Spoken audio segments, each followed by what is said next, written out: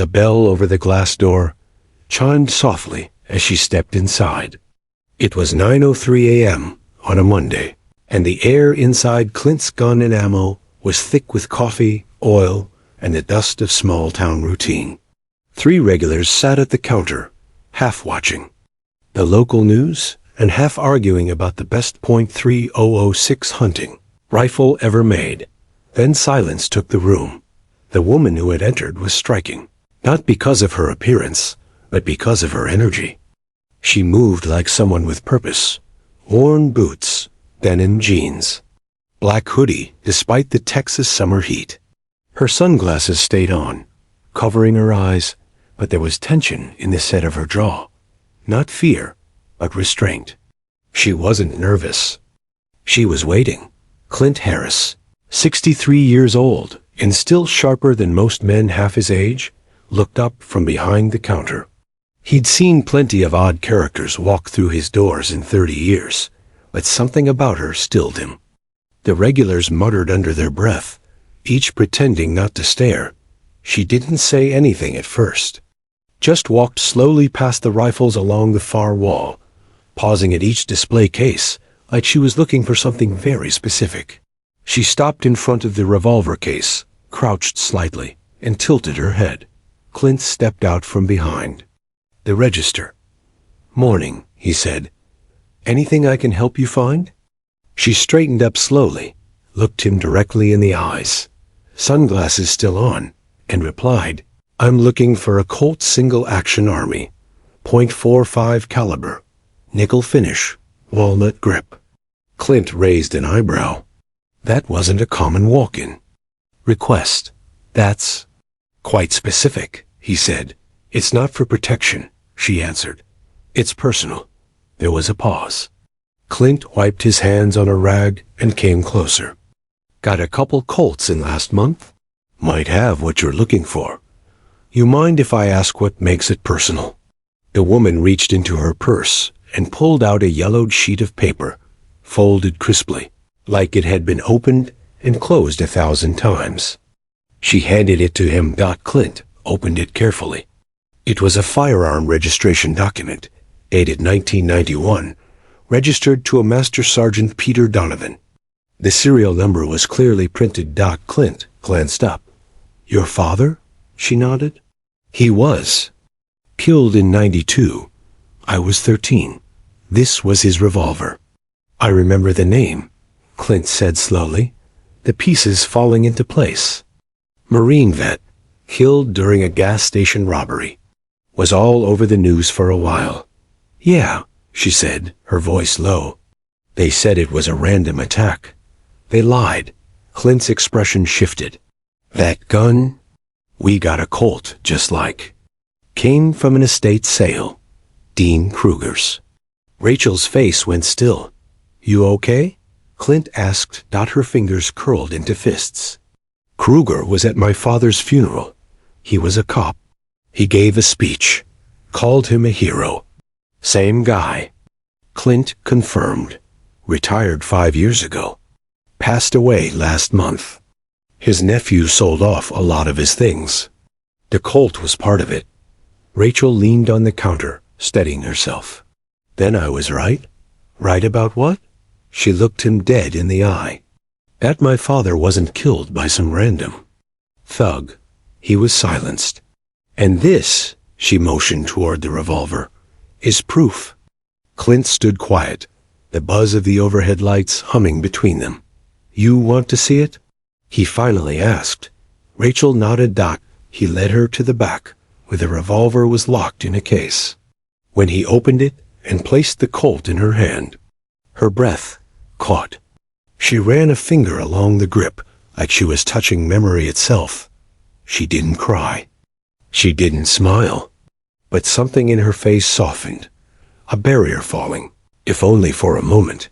Then the front door bell rang again. Neither of them moved, but something had already shifted. The silence in the room wasn't ordinary anymore. It was loaded. The Colt felt heavier than Rachel remembered. Heavier than it should have. Not because of the steel or the age, but because of what it meant. What it carried. She held it with reverence, her hands steady. Clint watched her carefully, trying to read between the lines of her quiet stillness. There was pain, yes, but there was also calculation. This wasn't just grief. This was preparation. Clint leaned against the counter. You tracked this gun all the way here? I've been looking for it for over 20 years, Rachel said. At first, I didn't know what I was looking for.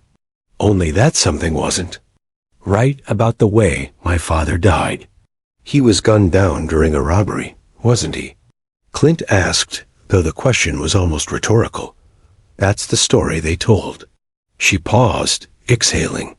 But that's not what happened. Rachel explained how, in the weeks leading up to his death, her father had grown paranoid. He'd told her, quietly, in bits and pieces, that he was sitting on something dangerous.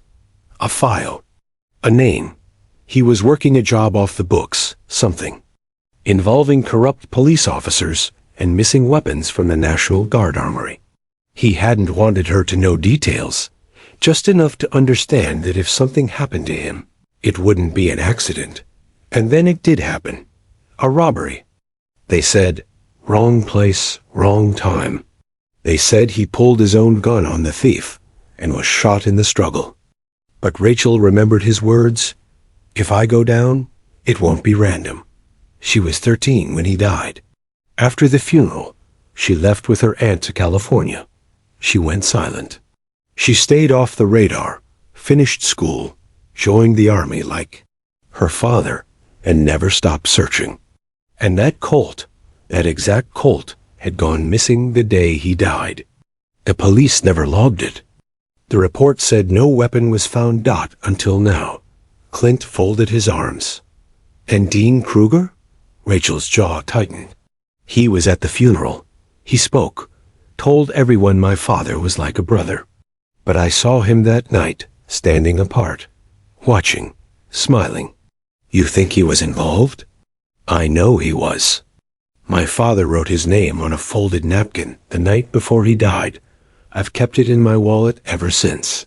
She reached in and pulled out an old, nearly disintegrated piece of paper. The name Kruger, written in shaky capital letters. Clint looked at it like it burned. You should talk to someone, he said. I did. A journalist, ex-military too. We crossed paths during a training program. He's been helping me dig through old files. 2 weeks ago, he told me Kruger had a secret stash, unregistered weapons, falsified reports, maybe even evidence of hits carried out under the badge. Jesus. And then last night, Rachel added, he sent me a message. One line. It said, the Colt was the key. Then he went silent. Clint rubbed his forehead. So now what? I need to know what Kruger was hiding. Who else was involved? My father didn't die for nothing, Clint. He died because he knew something. Clint walked over to the back room and returned with the paperwork from the estate sale. He flipped through it until he found the bill of sale for the Colt, the listed. Source: Dean Kruger's estate. Sold by a man named Thomas Creel, Kruger's nephew. There was also a note scribbled at the bottom. Private collection, not in will. Which means, Rachel said, someone knew this gun needed to disappear. But it didn't, Clint said, locking eyes with her. It found you. Outside, thunder rolled in the distance. Rare for this time of year. Inside, Rachel? Place the revolver back in its case. I came for closure, she said. But I think I found a door. The next morning, Rachel returned to Clint's gun shop with a stack of manila folders in her bag and a purpose in her stride. She had barely slept, her thoughts pacing all night, locked between memory and motive. The Colt had opened a floodgate. And now there was no turning back. Clint was already waiting, sipping coffee behind the counter. He gestured toward the back room without a word. Rachel followed him, clutching the folders like evidence from a cold case, which, in truth, they were. I called in a favor, Clint said as he closed the door behind them. Had someone checked deeper into the Kruger estate? Rachel nodded and opened the first folder. Inside were documents, property transfer forms, auction inventories, and sealed police reports marked restricted access. She pulled one out and slid it across the table. This is what I found. Kruger wasn't just a former cop, he was internal affairs. He investigated other officers, kept files on all of them. But some of those files disappeared after his retirement. Clint, read the report. His face tensed. This says he was under review himself. Yeah, Rachel said. For obstruction, manipulation of evidence, and missing firearms tied to homicides. But every time someone looked into him, the trail went cold. She opened another folder. Inside was a grainy photocopy of a police locker log from 1992, her father's. Colt had been checked in by Kruger himself the night of the shooting, then signed out again, days later, by someone using an illegible signature. That revolver was evidence in my father's death, Rachel said, and someone made sure it vanished. Clint leaned back, rubbing his chin. You think Kruger killed him? Rachel hesitated. I think he orchestrated it, or covered it up. Either way, that gun was supposed to stay buried. A knock at the shop's front door interrupted them. Clint got up to check, but turned back a moment later. It's just the mailman. Rachel stayed seated, flipping through the final file. This one was labeled Property Seizure, Creel Thomas. Kruger's nephew? Clint asked, returning. Yes, he inherited everything Kruger didn't include. In his will, he liquidated assets fast. Guns, documents, old tape reels, all gone in under 3 weeks. Trying to cover something up? Or maybe, Rachel said, he didn't know what he was sitting on. She reached into her coat pocket and pulled out a flash drive. The journalist who helped me, Jacob Tyler, sent this the night before he disappeared. Clint looked at it. Disappeared? Yeah. He messaged me about a sealed file marked Donovan Kruger. He said it linked Kruger to illegal ops from the early 90s.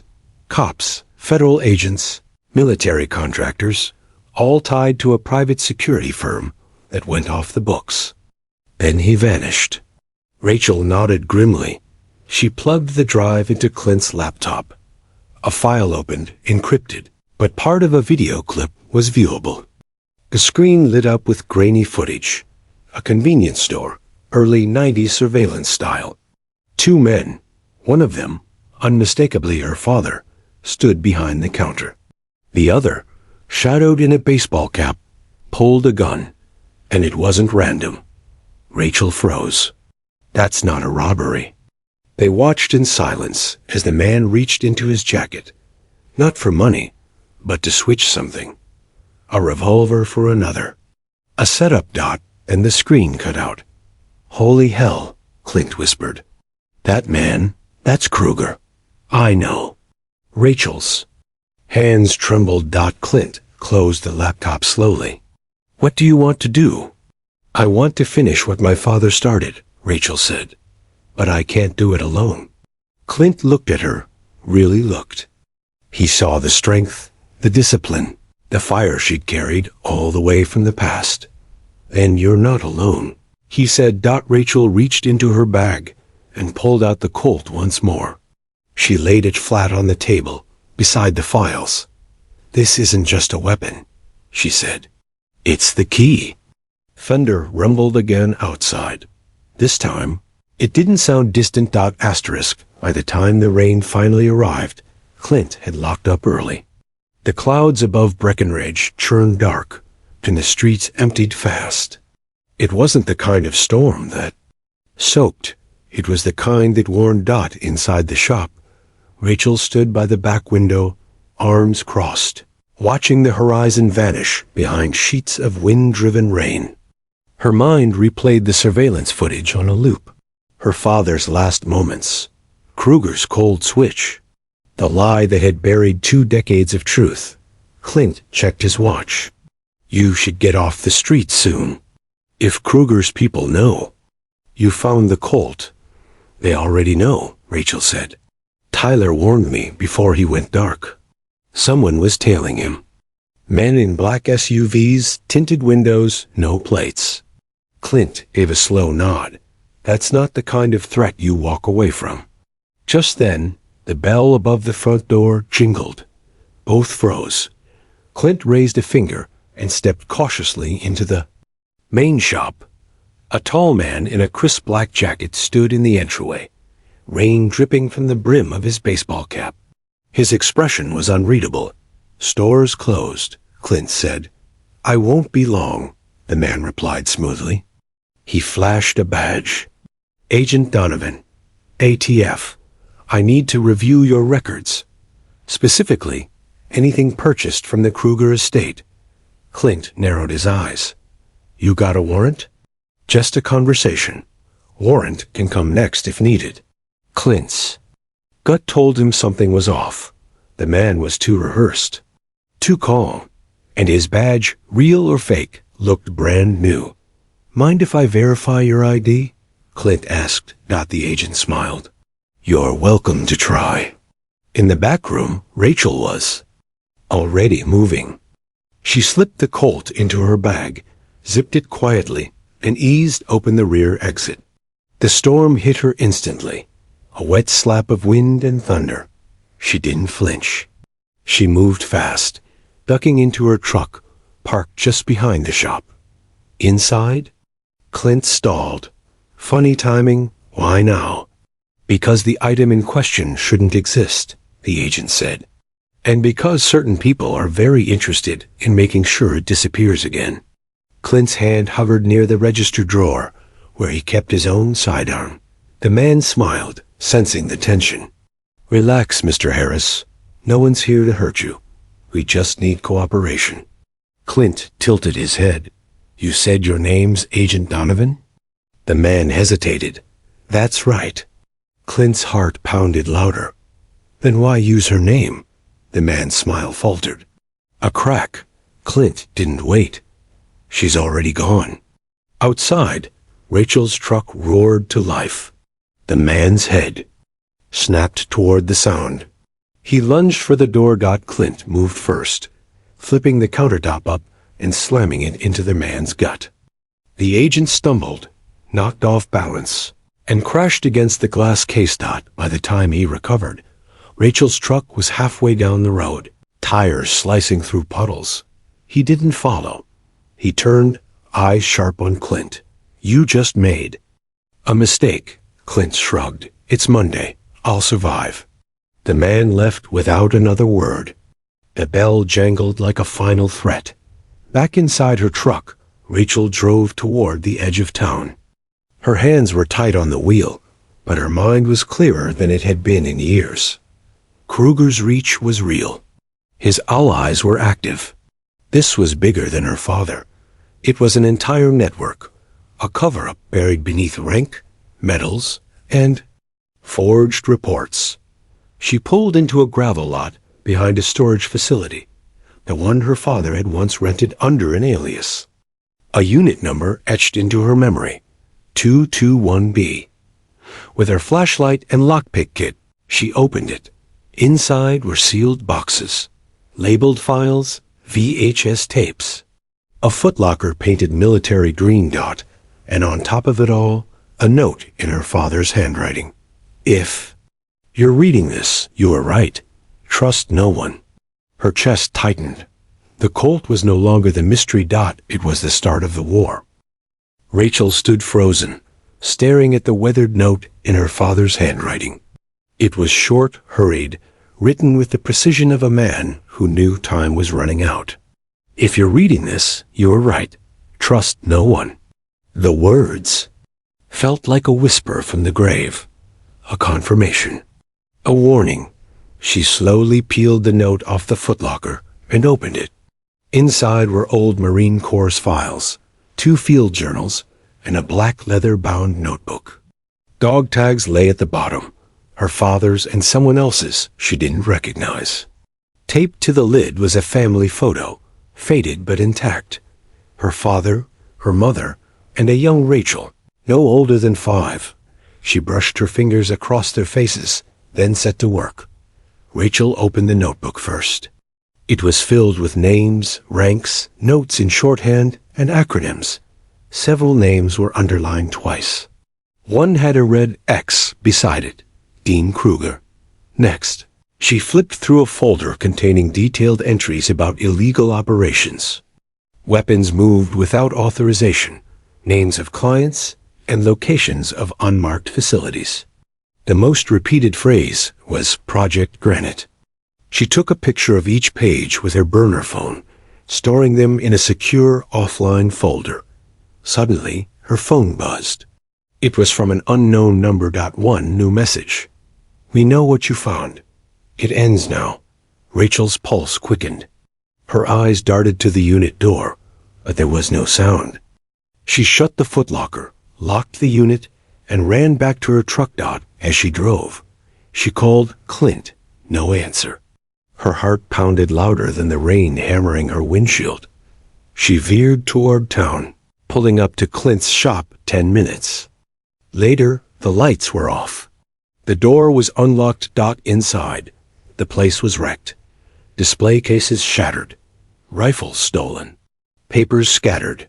Shell casings littered the floor like breadcrumbs from a storm. Rachel stepped slowly across the broken glass. Gun drawn. The back office door hung open. Clint was gone, but he had left a clue. A sticky note pinned to the bulletin board with a pushpin. Scrawled in red ink, "Keller Plant, Unit 6, midnight." She tore the note down, shoving it into her jacket pocket. Her mouth was dry. Her mind raced. Keller Plant, an abandoned steel mill outside town. Shut down for a decade. No cameras. No witnesses. The perfect place to disappear someone. She rushed back to her truck and pulled out a roll of maps from her glove box. She found a diagram of the Keller layout she'd once downloaded while researching military surplus locations. She circled Unit 6. Then she did something she hadn't done in years. She opened her father's journal and found the back page where he had scribbled old Kunz codes. A dead frequency, one only 2 people alive would remember. She pulled out a handheld radio and sent a single message on the 14.275 megahertz band. "This is Shadow 3. Operation Granite. Code red. Do you copy?" Silence. Then static. Then. "Copy. Shadow 3. You're not alone." A voice she hadn't heard in over a decade. Major Eli Santos, her father's oldest friend. She swallowed hard. "I'm going in tonight. They've taken Harris." Coordinates received. 8:23:40 hours. Watch your 6. Rachel killed the radio and slid the Colt into her holster. The storm was still raging, but now it felt like cover, not chaos. This wasn't about revenge anymore. It was a mission. She geared up, lacing her boots tight and loading spare mags into her vest. At 11:50 p.m., she parked a quarter-mile from Keller. Plant and hiked through the brush. Ahead, the silhouette of Unit 6 loomed in the night. Lights flickered inside. Shadows moved. Rachel drew her weapon and whispered, "I'm here, Dad." And then she slipped into the dark.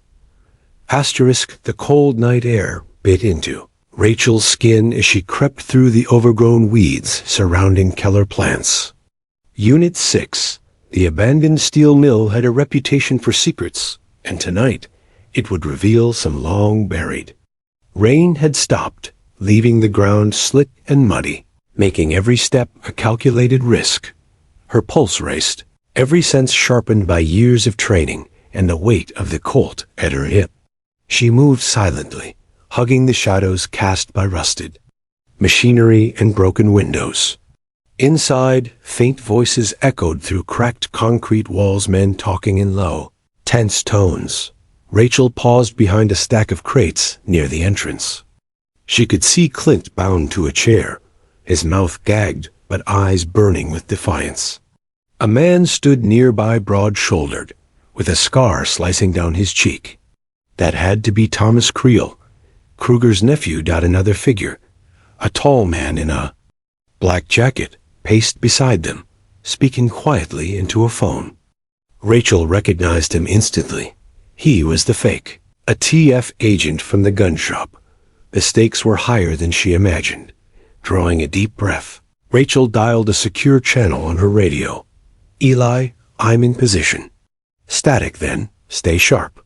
"Back up en route, 10 minutes out."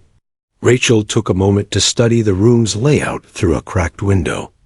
There were 4 guards too many for a stealth takedown, but manageable with the element of surprise. She quietly slipped inside through a side door left ajar, crawling low across the concrete floor. Her boots barely made a sound as she approached. Clint, quickly cutting his ropes with a multi-tool she carried. "Rachel?" Clint whispered hoarsely. "Glad to see you breathing," she replied. "Stay close."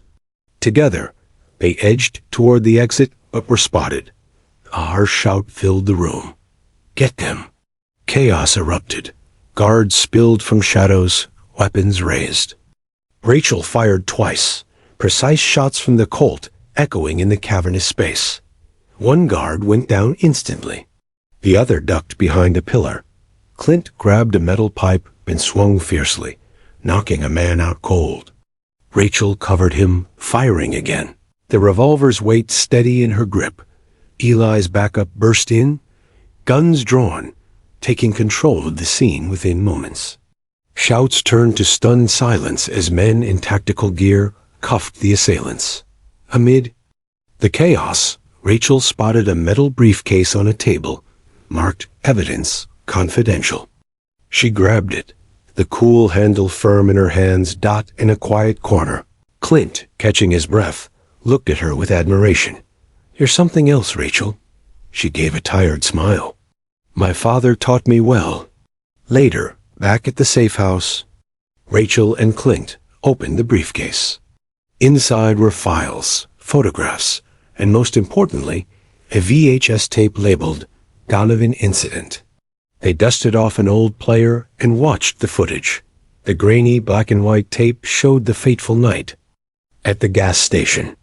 Kruger was there clear, his day handing a revolver to a man in a ski mask, who then pulled the trigger on her father. The supposed robbery was a setup. Rachel clenched her fists.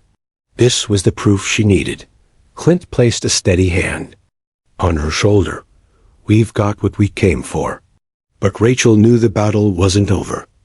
The revolver in her hand was no longer just a relic. It was a weapon of justice, and it was time to wield it. The courthouse was nearly empty when Rachel and Clint arrived early the next morning. The files and VHS tape had turned the tide, but the real test lay ahead, facing a system that had protected Dean Kruger for decades. Rachel's heart pounded. As she walked into the small hearing room, the Colt revolver locked inside a glass case at her side. Clint carried the briefcase of evidence. The retired federal judge, who had agreed to oversee the proceedings, Judge Mallory, greeted them with a stern but empathetic nod. The atmosphere was thick with anticipation and unspoken tension. Word had spread quietly among legal circles, but the public had yet to hear the truth. Kruger sat at the defendant's table, pale but defiant, flanked by his lawyer. His eyes flicked to Rachel the moment she entered, a flicker of fear masked quickly by arrogance. Judge Mallory called the hearing to order. Rachel took the stand first, her voice steady despite the weight of decades behind her. She told the story of her father, the missing revolver, the cover-up, and the fight to uncover the truth. Clint followed, recounting the strange arrival of the Colt at his shop and the suspicious attempts to retrieve or destroy it. Then came the moment that silenced the room. Rachel's lawyer played the VHS tape. The grainy footage flickered to life, showing the staged robbery and Kruger's clear involvement in handing a weapon to the assailant. The man in the ski mask pulled the trigger. Pete Donovan fell. A collective gasp swept through the room. Kruger's lawyer rose to object. But Judge Mallory silenced him with a glare. No further objections, she declared. Kruger's face drained of color. The evidence was undeniable. Silence settled, a heavy, profound stillness that filled every corner of the courtroom. Rachel felt a rush of emotions, relief, sorrow, vindication. She placed the Colt on the table, letting the metal gleam in the harsh courtroom lights. "Justice is not always loud," Judge Mallory said softly. "Sometimes it is found in silence, in the courage to tell the truth." Kruger remained seated, defeated without a word. When the hearing adjourned, Rachel stepped outside into the bright morning sun. Reporters waited, but she declined to speak. Instead, she whispered to Clint, "This is only the beginning." Clint nodded. "But you gave your father the voice he never had." Rachel looked down at the Colt revolver in its case. The gun had been the key, not to vengeance, but to justice. And now, with the truth finally out, the silence that once haunted her life began to break. Months had passed since the courtroom. Silence broke. Dean Kruger's conviction sent ripples through the small town of Breckenridge. Headlines barely captured the full scope, the quiet revelation of corruption, betrayal, and a daughter's unyielding pursuit of truth. Rachel Donovan returned to a life transformed. Clint's gun shop, once a resting place for a story left unfinished, had become a symbol of justice reclaimed. The Colt revolver rested in a glass case near the counter, a silent testament to a legacy restored. But for Rachel, the journey had only just begun. She opened a small defense training school for women, naming it Donovan's Resolve. It wasn't just about firearms or self-defense. It was about empowerment, about teaching others the strength she'd inherited from her father and the battles she'd fought. Every class started with the story of the Colt, not as a weapon of violence, but as a reminder that courage and truth endure. One quiet afternoon, Clint stopped by with a weathered photo album. He handed it to Rachel with a grin. Inside were pictures from her father's military days, old hunting trips, and moments Rachel had never seen. She smiled for the first time in a long while. The Colt remained untouched, a piece of history to be honored, not wielded. Rachel never fired it after that night at Keller Plant. Instead, she carried it as a reminder that justice was a steady flame, not a fleeting shot. Sometimes when the wind was right, she could almost hear her father's voice, steady and calm, telling her to keep moving forward. Rachel Donovan wasn't just the girl who found a gun in a dusty shop. She was the daughter who refused to let silence bury the truth. She was justice in motion, and her story, like that Colt, would never be forgotten.